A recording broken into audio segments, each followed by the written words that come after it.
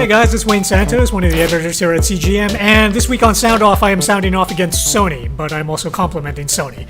What I'm doing is I'm giving the big thumbs up to Sony Europe, and I'm giving the thumbs down to Sony America. And the reason that this is happening is because this week is the debut of the Destiny beta. So, hooray, everybody's excited about the Destiny beta, except for the Xbox One and Xbox 360 owners who still have to wait a few days.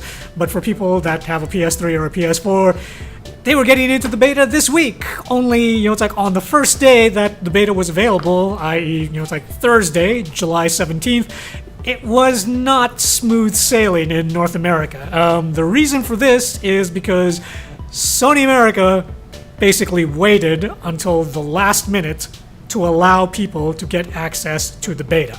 And this is why I'm giving them the thumbs down. It's like as a result of that, the PlayStation Network is down. You can, it's like people got all excited. They were like, yay, I've got my code, which I got for my pre-order for Destiny, or they were expecting their notification on the PS4 because they did a digital pre-order, but none of that stuff was coming through because so many people were hitting the server so hard that it simply could not handle the load, and it went down.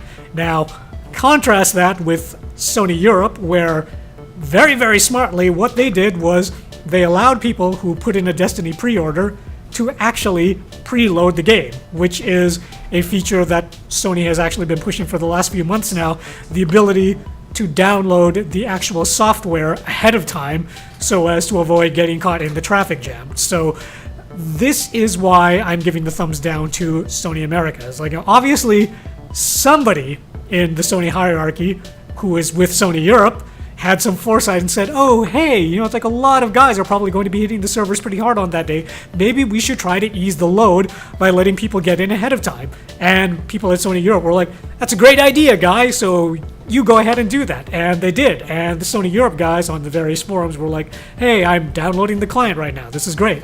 Meanwhile, on the other side of the pond, Sony North America, it's like the servers went down, and it's really clear why. It's because there are so many people who are hitting the servers so hard. So what I want to know is, why is it that when a perfectly sensible solution comes along and even gets implemented in one part of the world, it does not get implemented in the other part of the world where it would probably make more sense considering how many people there are? So, to Sony America, I say to you, the next time that the guys in another division in another part of the world come up with a good idea, maybe there's no shame in actually imitating that idea. Just a thought. See ya.